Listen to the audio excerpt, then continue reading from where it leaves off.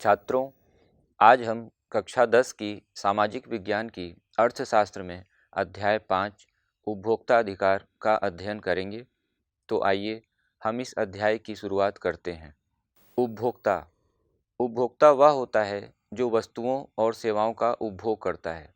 बाजार में हमारी भागीदारी उपभोक्ता और उत्पादक दोनों रूपों में होती है। एक उत्पादक के रूप में हम अर्थव्यवस्था में कृषि, उद्योग अथवा सेवा क्षेत्रों में कार्य करके अपना योगदान देते हैं, जबकि एक उपभोक्ता के रूप में हमारी भागीदारी तब देखने को मिलती है जब हम बाजार से वस्तुओं या सेवाओं को खरीदते हैं। उपभोक्ता द्वारा उपभोग की जाने वाली वस्तुएं अंतिम वस्तुएं होती हैं।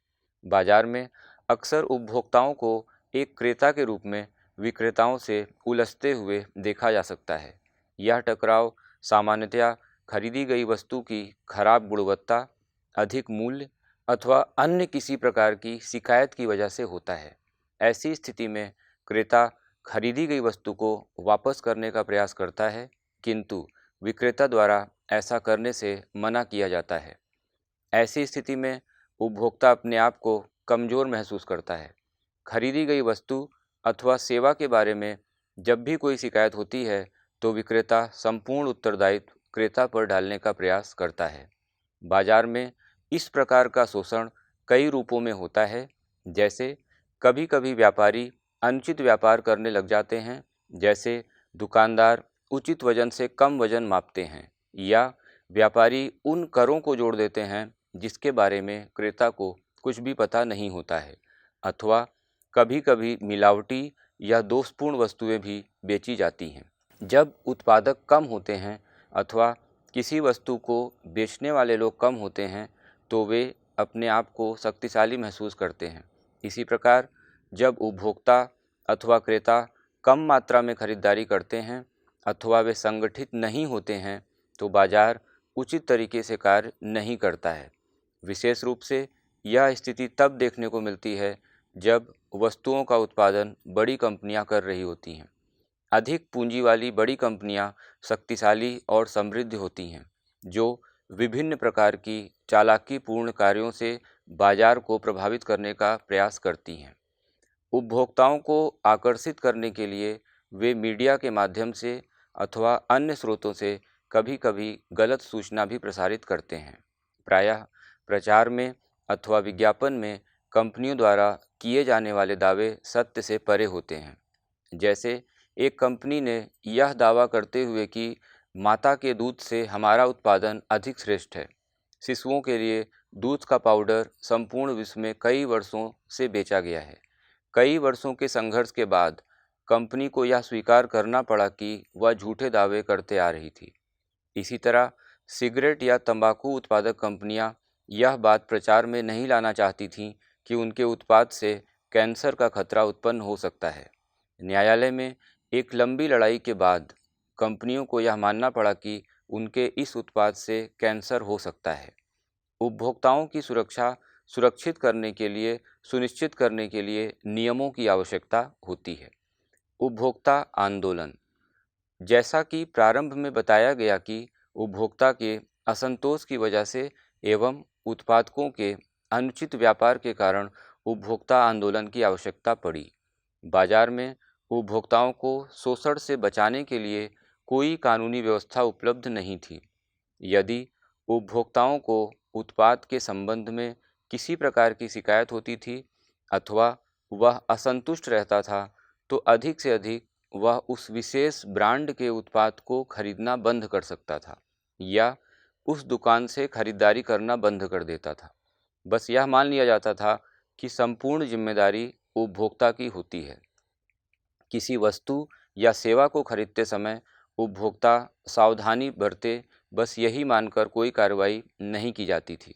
इस माहौल को बदलने में, उपभोक्ताओं में जागरूकता लाने में भारत और पूरे विश्व में कई वर्ष लग गए, जिसके परिणामस्वरूप वस्तुओं और सेवाओं की गुणवत्ता सुनिश्चित करने की जिम्मेदारी उत्पाद को अथवा विक्रेताओं पर भी डाली गई। भारत में एक सामाजिक बल के रूप में उपभोक्ता आंदोलन का जन्म अनैतिक और अनुचित व्यवसाय एवं उपभोक्ताओं के हितों की रक्षा करने के साथ हुआ। अत्यधिक खाद्य कमी, जमाखोरी, कालाबाजारी, विभिन्न प्रकार की मिलावट की वजह से 1960 के दशक में व्यवस्थित रूप में उपभोक्ता आंदोलन का उदय हुआ। 1970 के दशक तक उपभोक्ता संस्थाएं बृहद स्तर पर उपभोक्ता अधिकार से संबंधित लेखों एवं प्रदर्शनी का आयोजन करने लगी थीं, जिसके अंतर्गत अत्यधिक भीड़-भाड़ और राशन की दुकानों में होने वाले अनुचित कार्यों पर नज़र रखने के लिए एक उपभोक्ता दल बनाया गया। हाल ही में भारत में ऐसे उपभोक्ता दलों की संख्या में भारी वृद्धि देखने को मिली है। इन सभी प्रयासों के परिणामस्वरूप यह आंदोलन बृहद स्तर पर उपभोक्ताओं के हितों के खिलाफ और अनुचित व्यवसाय शैली को सुधारने के लिए उत्पादक कंपनियों और सरकार दोनों पर दबाव डालने में सफल रहा। उपभोक्ता सुरक्षा अधिनियम कोपरा 1986 में भारत सरकार द्वारा एक बड़ा कदम उठाया, जिसके अंतर्गत उपभोक्ता सुरक्षा अधिनियम का कानून बनाया गया, जिसे कोपरा के नाम से जाना जाता है। कोपरा अधिनियम ने केंद्र और राज्य सरकारों में उपभोक्ता मामले के अलग विभागों को स्थापित करने में मुख्य भूमिका अदा की है। कोपरा के अंतर्गत उपभोक्ता विवादों के निपटारे के लिए जिला, राज्य और राष्ट्रीय स्तर पर एक त्रिस्तरीय न्यायिक तंत्र स्थापित किया गया है। जिला स्तर का न्यायालय 20 लाख रुपए तक के दावों से संबंधित मुकदमों का विचार करता है।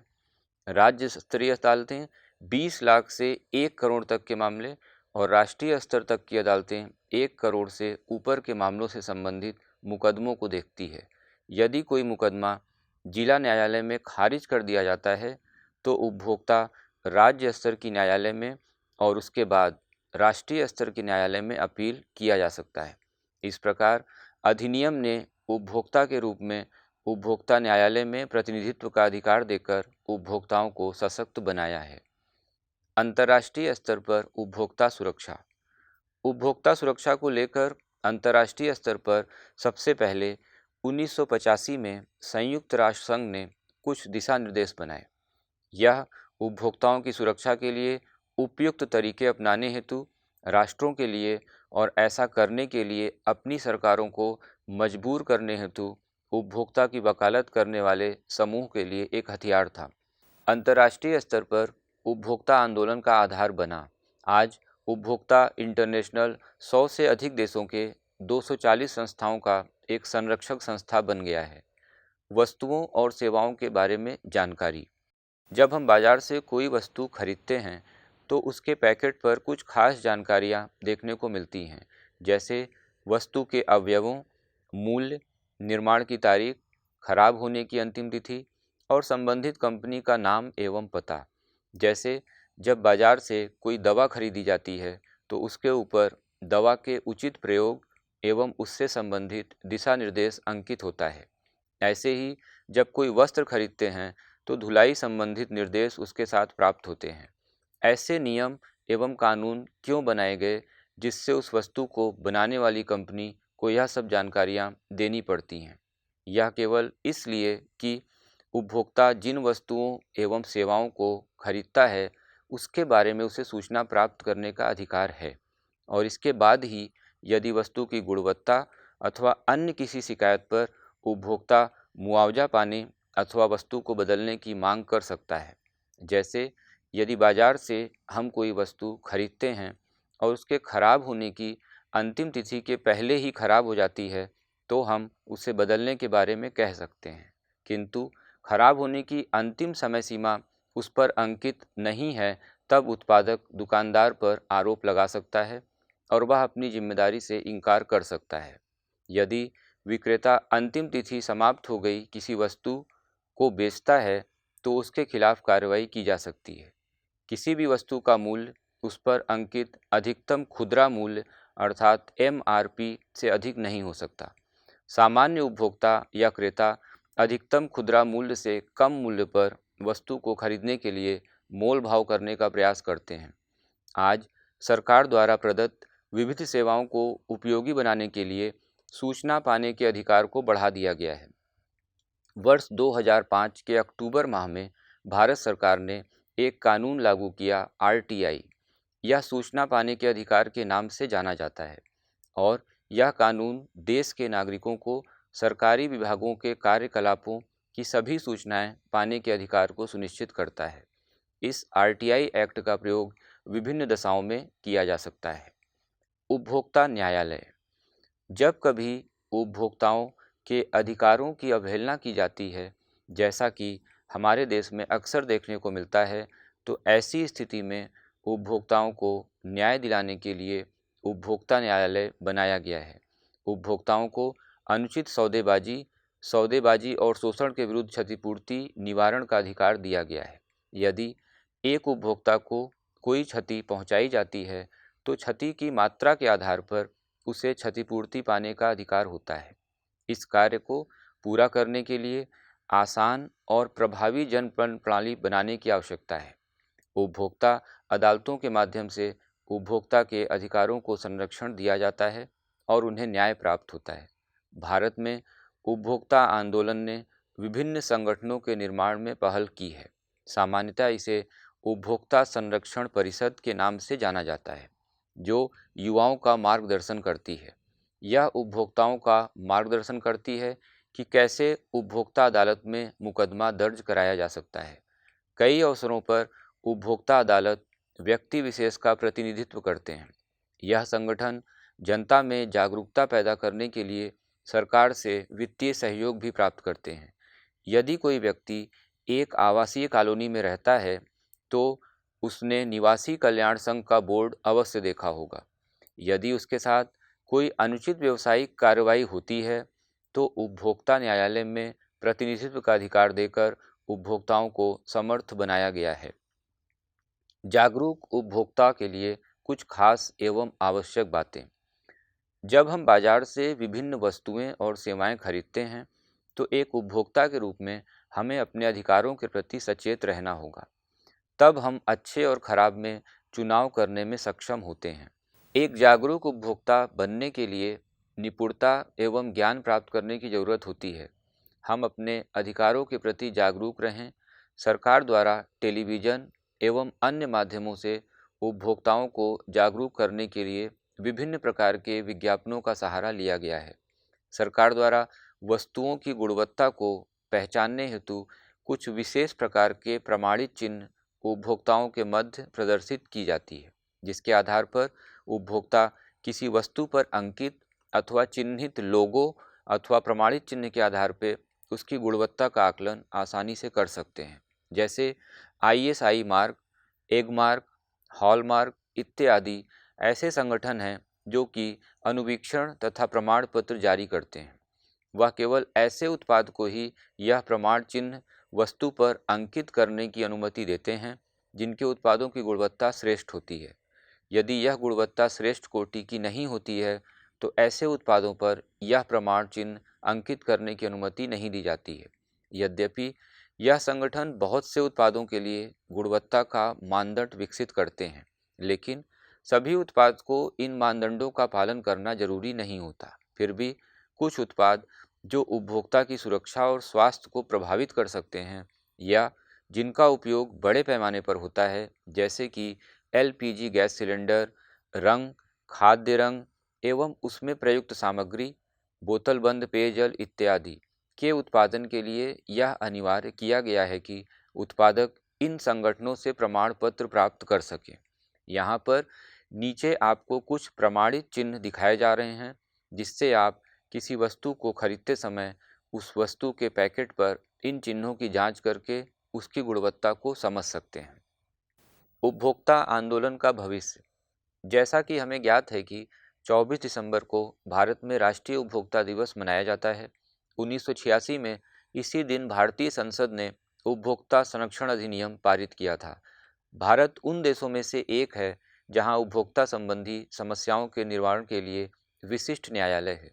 आज देश में 700 से अधिक उपभोक्ता संगठन हैं, जिनमें से केवल 20 या 25 ही अपने कार्यों के लिए पूर्ण संगठित और मान्यता प्राप्त हैं। आज उपभोक्ता निवारण प्रक्रिया अत्यधिक जटिल एवं खर्चीली साबित हो रही है। इसके साथ ही न्यायालय में न्याय मिलने में अधिक समय खर्च हो रहा है। कई उपभोक्ताओं को वकीलों का सहारा लेना पड़ता है, यह मुकदमे अदालती कार्रवाइयों में शामिल होने और आगे बढ़ने में काफ़ी समय लेते हैं। आज भी हमारे देश में अधिकांश खरीदारी के समय रसीद नहीं दी जाती है। ऐसी स्थिति में प्रमाण जुटाना आसान नहीं होता है। दोषयुक्त उत्पादों से पीड़ित उपभोक्ताओं की क्षतिपूर्ति के मुद्दे पर मौजूदा कानून बहुत स्पष्ट नहीं है। कोपरा अधिनियम के 30 वर्ष बाद भी भारत में उपभोक्ता ज्ञान बहुत धीरे धीरे चल रहा है। उपभोक्ताओं के हितों की रक्षा के लिए कानूनों के लागू होने के बावजूद यह कमज़ोर है। इस प्रकार बाजारों के कार्य करने के लिए नियमों और विनियमों का पालन नहीं होता है। इस संबंध में उपभोक्ताओं को अपनी भूमिका एवं महत्व को समझने की आवश्यकता है। यह कहा जा सकता है कि उपभोक्ता आंदोलन उपभोक्ताओं की भागीदारी से प्रभावित हो सकता है। इसके लिए सामूहिक प्रयास और साझेदारी की आवश्यकता है। इस प्रकार यह अध्याय समाप्त होता है। अब हम इस अध्याय से संबंधित कुछ प्रश्न आपको देंगे, जिसका जवाब आपको अपनी उत्तर पुस्तिका में देना है।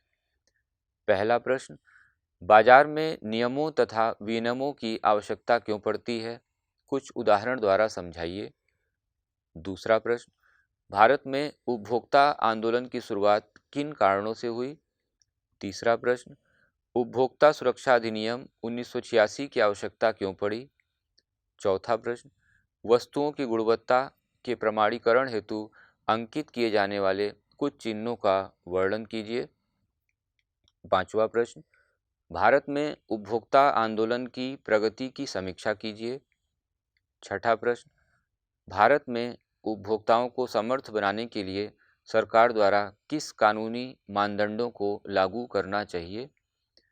सातवां प्रश्न, एक उपभोक्ता के रूप में आप अपने कर्तव्यों का वर्णन कीजिए।